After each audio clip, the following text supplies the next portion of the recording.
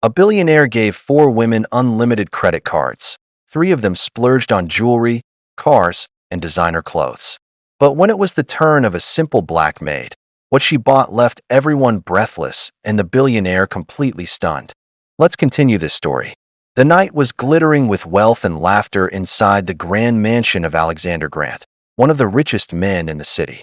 Guests in dazzling gowns and sharp tuxedos filled the golden hall, sipping champagne under crystal chandeliers. But Alexander's sharp blue eyes were not on the music or the dancers. He was studying people, quietly, with the cunning of a man who had seen the world bow to him.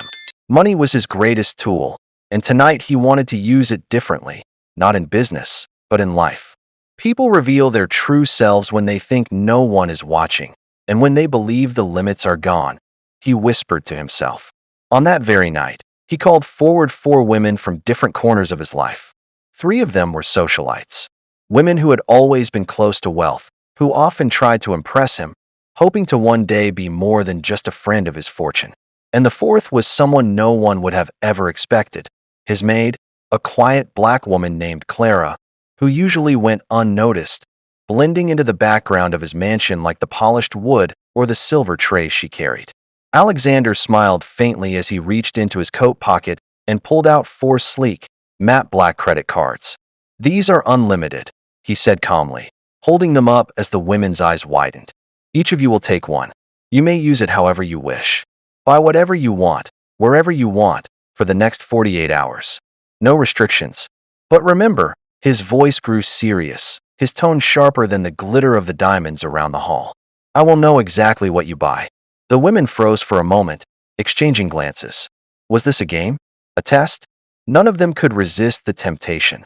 Unlimited power in the shape of a small black card. One by one, they stepped forward. The first was Isabella, a glamorous woman who never stepped out without her designer heels. Her manicured nails trembled as she took the card, her eyes already sparkling with fantasies of diamonds and Paris runways. The second was Veronica, known for her charm, but also her hunger for luxury. She snatched her card with the confidence of someone already planning her spree. The third was Danielle, younger, bold, and reckless, who laughed with excitement as she slid her card into her clutch. And finally, Clara, the maid. She hesitated, looking at Alexander with wide, uncertain eyes. "Sir, I don't think this is meant for me," she said softly. The guests nearby chuckled at her shyness, some rolling their eyes as if the billionaire was making a joke at her expense. But Alexander shook his head. "No, Clara, it is especially meant for you." The room fell quiet. Clara slowly reached out her hand and accepted the card, her dark skin contrasting against the sleek black plastic. She bowed slightly, as if it were too heavy to hold, while the other 3 women whispered excitedly.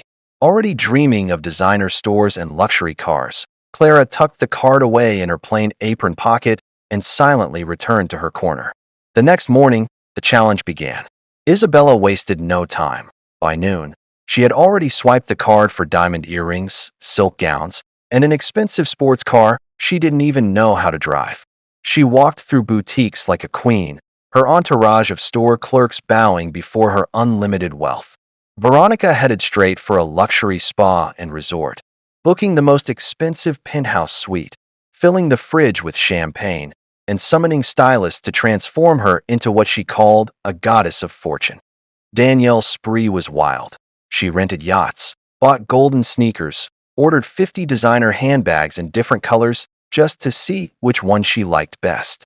She even tipped waiters with $1,000 notes, laughing as their eyes popped wide open. Each of them felt powerful, invincible, unstoppable. And yet, Alexander, sitting quietly in his study, received every purchase notification on his sleek tablet. His eyes narrowed, his jaw tightened, but he remained silent, watching. Meanwhile, Clara held the card in her hand, staring at it for hours in her small servant's quarters. She didn't rush out the door. She didn't dream of diamonds or luxury. Instead, her mind went to the little neighborhood she came from, where children played barefoot on dusty roads, where mothers worked 2 jobs just to put bread on the table, where old men coughed in silence because they couldn't afford medicine. That night, Clara whispered a prayer before tucking the card under her pillow. The next morning, she rose before the sun, tied her hair back, and left the mansion. Not for a mall, not for a boutique, but for a small grocery store in the heart of her community.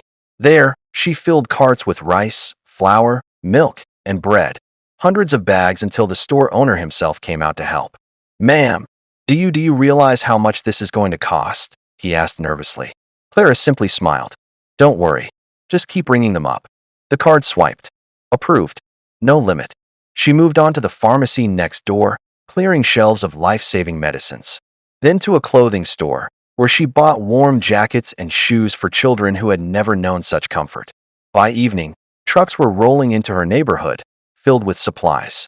Hungry children ran with laughter, mothers cried tears of relief, and fathers hugged her as if she had just saved their world. And all the while, Clara stood quietly, watching the joy spread like sunlight through the streets. Back in the mansion, Alexander leaned back in his leather chair, his heart thudding as he watched the notifications from Clara's card. Food, medicine, clothes, shelter. His lips curved into a rare smile. For the first time in years, money, his ultimate weapon, was being used not for vanity, but for humanity. He whispered to himself, "Maybe this is the answer I've been searching for." The city sparkled under the lights of midnight, but in Alexander's mansion, silence lingered like a secret.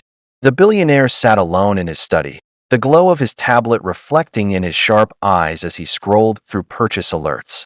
Three of the women were predictable. Isabella had crossed the $1 million mark already, filling her life with gems and gowns, her social media bursting with posts bragging about her new empire of luxury. Veronica had turned her spree into a personal kingdom, booking private jets and penthouse parties, treating strangers like royalty as long as they praised her. Danielle, wild as ever, was turning the city into her playground, ordering private concerts, buying 20 gold-plated watches she'd never wear, and even hiring chefs from Paris to cook her midnight snacks. Each purchase screamed vanity, ego, self-indulgence. But then there was Clara. Her purchases looked almost strange on the screen. Dozens of receipts from grocery stores, pharmacies, second-hand clothing outlets. There were truck rentals, bulk supply orders, even payments to local schools. Alexander zoomed in, studying her receipts as if they were pieces of a puzzle. And as he pieced them together, a story emerged. Clara was feeding the hungry. She was clothing the poor. She was saving lives with medicine that people had long given up hope of affording. With every swipe of the unlimited card, she wasn't building a palace for herself. She was building dignity for others. By the second day, the city was buzzing. People who had nothing suddenly had food stacked in their kitchens. Children who once shivered through cold nights now wore warm jackets. A small clinic that had been on the verge of closing now had shelves of supplies, funded by someone they didn't even know. "An angel has visited us," an old woman whispered, tears streaming down her wrinkled cheeks as she held a bag of rice close to her chest. No one knew who was behind this sudden wave of kindness. Clara didn't put her name on anything. She didn't tell anyone it was her. She simply worked in the background, handing supplies, organizing distribution, making sure no family was left behind. To her, it wasn't about recognition. It was about remembering the life she had come from. The same hunger, the same cold, the same hopelessness. Now she finally had the chance to change it. Meanwhile, Isabella paraded through the most expensive boutiques with photographers following her every step. She laughed loudly, flaunting her diamonds, sipping champagne in silk robes, as if she were auditioning for the role of queen of the world. Veronica hosted a lavish rooftop party, inviting celebrities she didn't even know personally, ensuring her name spread like wildfire in elite circles. Danielle Spree made headlines when she shut down an entire amusement park for herself and a group of influencers, just so they could film exclusive videos. The media was already catching on, and Alexander watched silently as news outlets began reporting on three mysterious women spending fortunes across the city. He knew their faces would soon be on magazine covers. But Clara, no reporter could find her. She didn't live online. She didn't leave clues. She was too busy filling empty hands with bread and sick beds with hope. On the final night of the test, Alexander decided to leave his mansion. Disguised in a dark coat and cap, he drove himself to Clara's neighborhood, a place his wealth had never allowed him to step into before.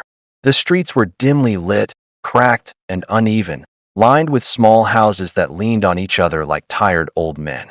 Yet tonight, there was life. Children ran barefoot, laughing as they shared bread and sweets. Women gathered in groups, distributing warm blankets and groceries, their tired faces glowing with gratitude.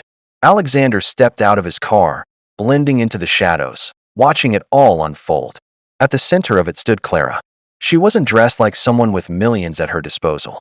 She still wore her plain clothes, her hair tied back, her hands busy lifting boxes and guiding others where to take supplies. She looked like one of them, just another hard-working soul.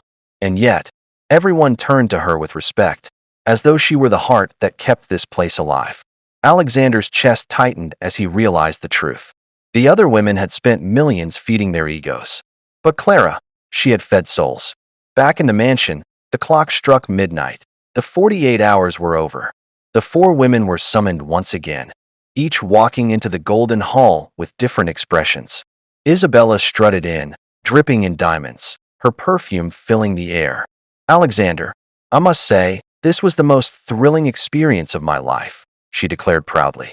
Veronica arrived next, her hair styled to perfection, her nails freshly polished. She smiled with practiced elegance. I hope you saw how I elevated myself, how I became a true queen with the power you gave me. Danielle came laughing, tossing her golden hair. That was wild, Alex. I don't think I'll ever top this week. Yachts, private parks, concerts. You sure know how to keep a girl entertained. Each woman expected admiration, praise, maybe even a promise of more. But then came Clara. She entered quietly, her eyes lowered, wearing the same modest clothes she always wore. She didn't carry shopping bags, didn't wear jewelry. She simply stood at the back, hands folded, as though she didn't belong in the same room. Alexander's piercing eyes swept over all four women. He let the silence stretch until the air felt heavy. Finally, he spoke. I gave you all the same card. I gave you all the same opportunity. And what you chose revealed more about you than any words ever could. The women straightened, eager to hear praise. Isabella smiled, expecting to be called the most elegant. Veronica tilted her chin higher, waiting for him to call her queen. Danielle leaned back, smirking, sure he admired her boldness. Clara said nothing, her head still bowed, wishing only to disappear. But Alexander's gaze lingered on her longer than anyone else's. A rare warmth flickered in his eyes. The golden hall of Alexander's mansion shimmered with wealth, but the tension in the air was heavier than any jewel. The four women stood in a line, each holding her breath in a different way. Isabella's confidence shone like her diamonds. Veronica's pride was wrapped around her like perfume. Danielle's laughter hid her nervousness, and Clara's silence spoke louder than all of them combined. Alexander rose slowly from his velvet chair, his cane tapping against the marble floor as he approached them. His eyes, sharp and unblinking, moved from face to face. You see, he began, his voice calm but carrying the weight of authority, money is not just paper. It is a mirror. It shows who you are when the mask is gone. He stopped in front of Isabella. She smiled, flipping her hair over her shoulder, her wrists sparkling with bracelets that cost more than most people's homes. You wanted to shine, Isabella, Alexander said softly. And shine you did.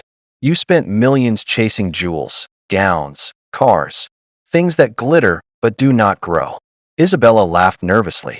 Well, Alexander, what else would you expect? You gave me freedom. You know I was born for luxury. His eyes narrowed. Or perhaps you were born for vanity. Her smile faltered. He moved on. Next came Veronica, who stood tall and elegant, her chin raised as though she already wore a crown. You used your card to live like royalty, Alexander said, circling her slowly. Parties, penthouses, jets, all to make strangers worship you. Veronica's lips curved into a smirk. Isn't that the point of wealth? To rise above, to be adored, to command respect. Alexander's voice cut like a blade. Respect bought with champagne is as fleeting as the bubbles in the glass. It does not last beyond the night. Veronica's smirk faded, but she didn't bow her head. Then came Danielle, still giggling, twirling one of her golden watches around her wrist. You, Alexander said, his voice tinged with disappointment, treated the city as your playground. Yachts, amusement parks, private concerts. You turned fortune into noise. Danielle shrugged playfully. Hey, at least I had fun. Isn't life about living big? Alexander's gaze hardened. Living big is not the same as living with purpose. Danielle's laughter died in her throat. Finally, he turned to Clara. She stood at the edge of the group, her eyes fixed on the floor, hands folded tightly in front of her. Alexander stepped closer, his cane tapping softly. And you, Clara, tell me, what did you do with your card? The room grew still. Guests leaned in, curious. Isabella rolled her eyes.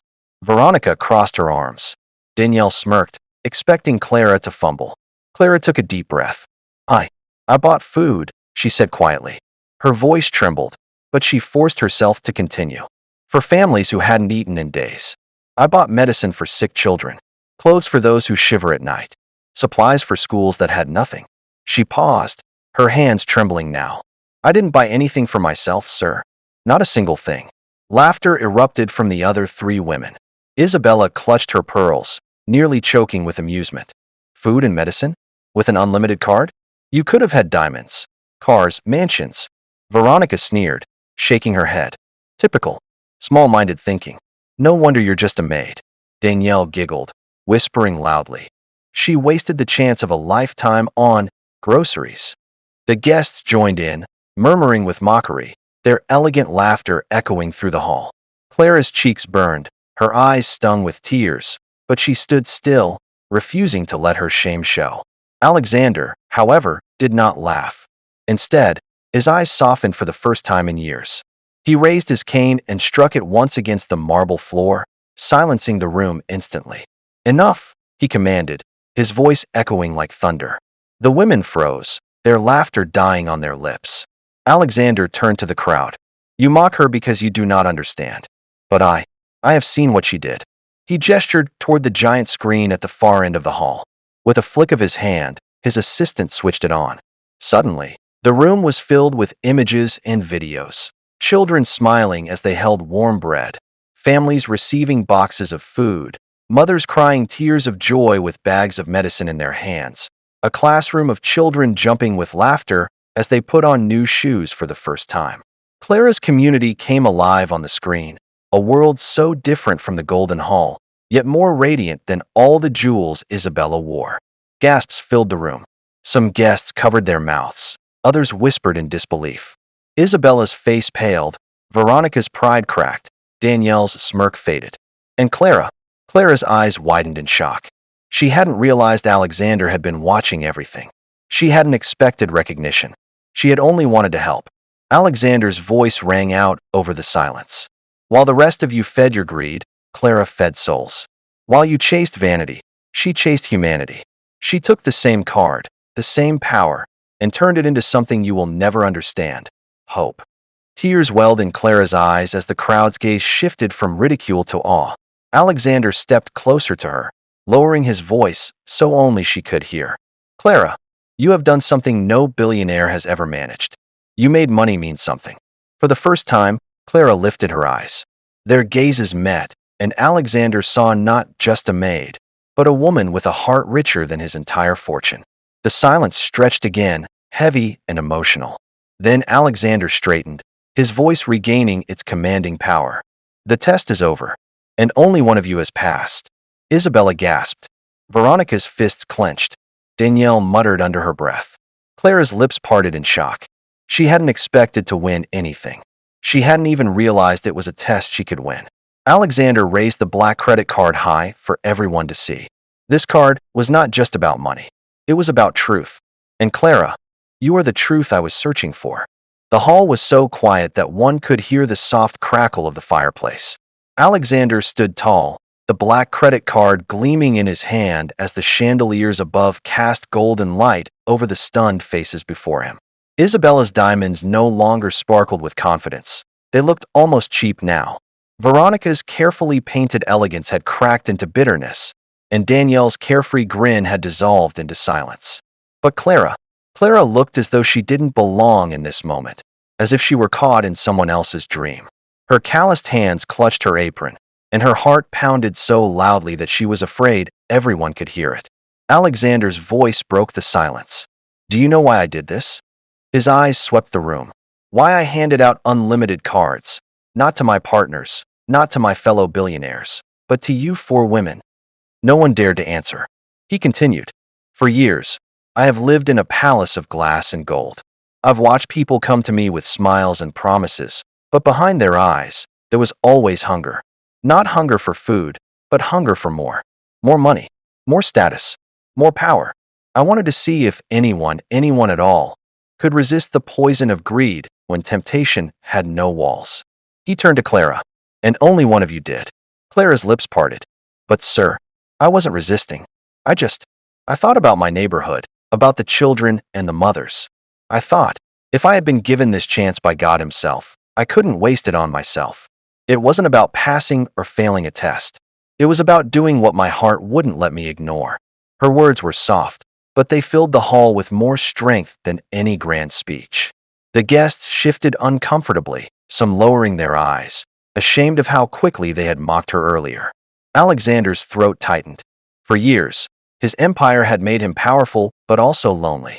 He had met thousands of people, but none had touched him the way Clara just did. With her honesty, her selflessness, her lack of desire for anything more than to see others smile. Clara, he said gently, you have done with my money what I never could. You turned it into love. He paused, and then, in a voice that shook the hall, he declared, from this day forward, you are no longer my maid. You are my partner in a mission far greater than profit.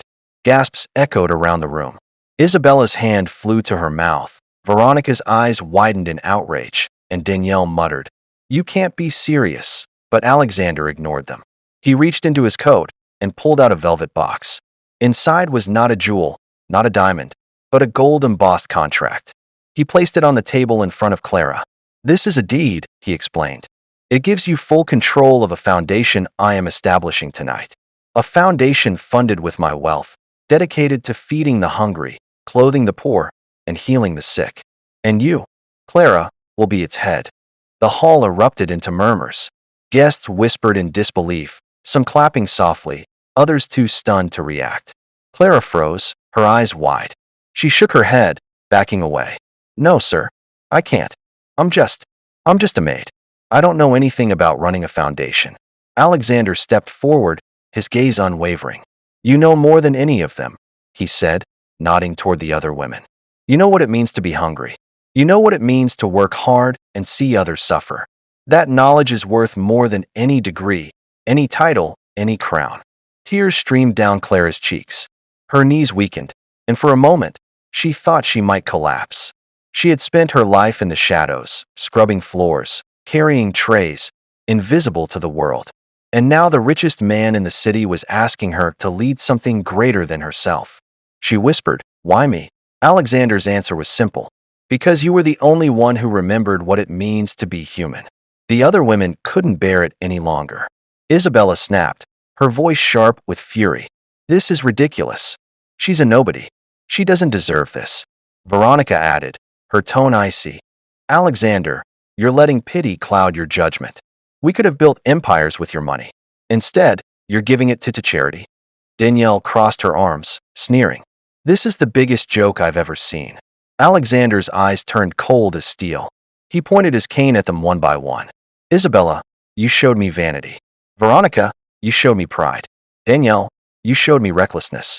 All 3 of you proved why wealth is wasted on the selfish. You will leave my house tonight and never return. His voice was final, unshakable. The women gasped, their faces burning with humiliation. Without another word, they turned and stormed out, their heels clattering angrily against the marble floor. The guests parted to let them pass, whispers following them like shadows. Now only Clara remained. She was trembling, her heart torn between fear and disbelief. I don't know if I can do this, she admitted softly. Alexander placed the black credit card back into her hand. You already did, he replied. You showed me that money can save lives if placed in the right hands. All I ask now is that you keep doing what you were born to do. Give hope. Clara stared at the card, then at the contract. For the first time, she allowed herself to smile, though it was small and uncertain. The crowd, moved beyond words, broke into applause. The sound filled the hall, not with mockery this time, but with admiration. Clara lowered her head, humbled, but in that moment, she no longer felt invisible. She was no longer the maid in the background. She was the heart of something bigger than herself.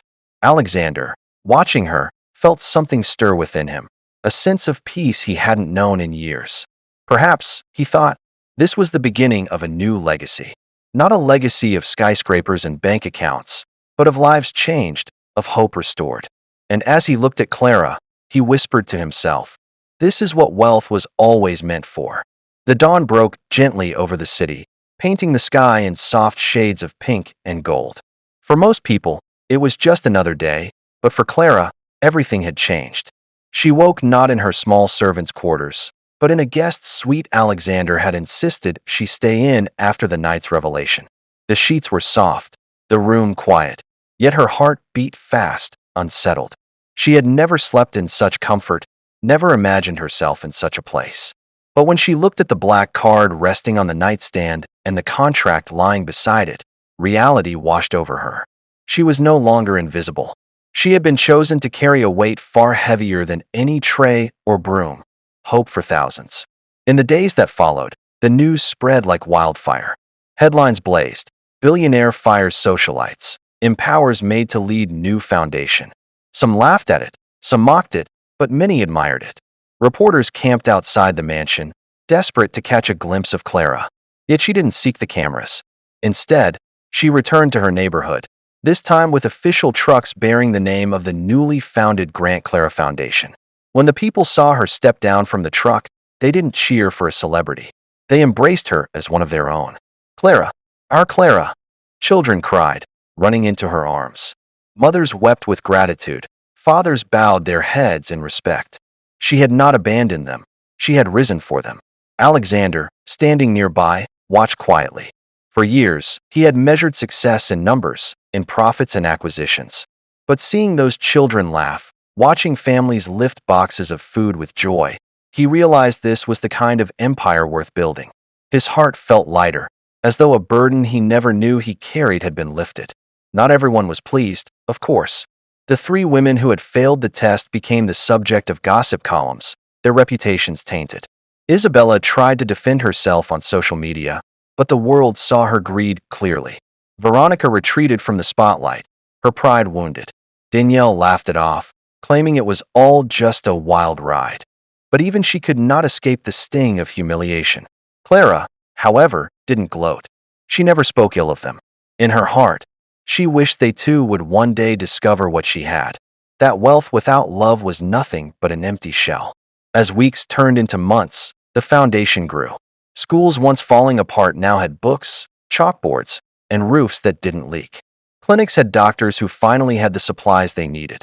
Soup kitchens expanded into community centers.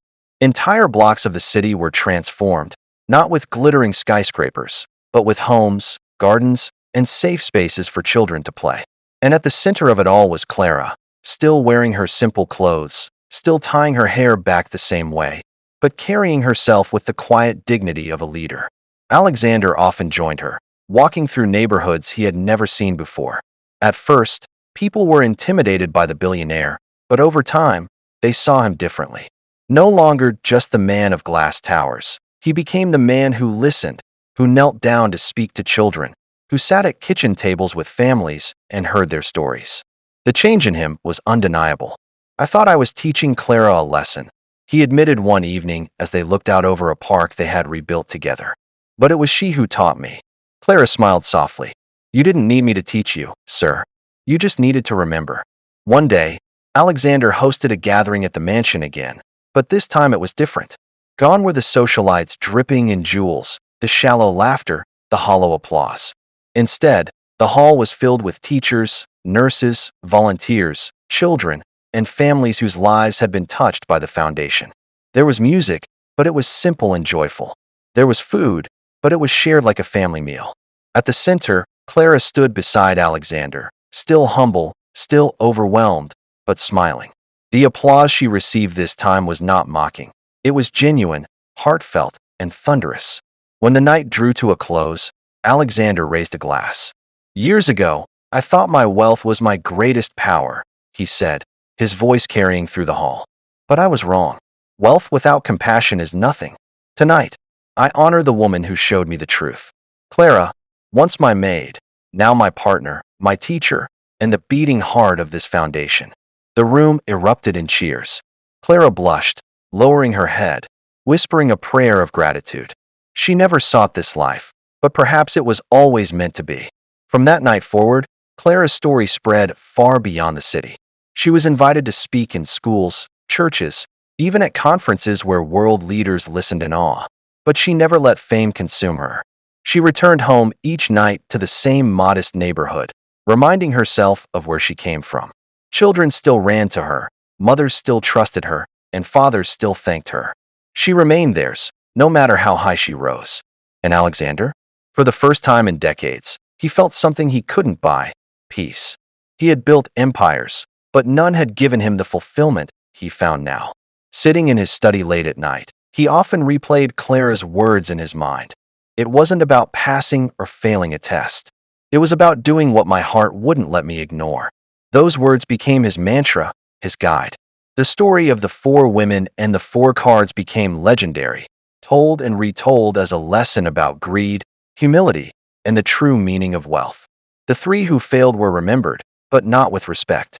The one who succeeded, Clara, was remembered as the woman who turned an unlimited card into unlimited hope.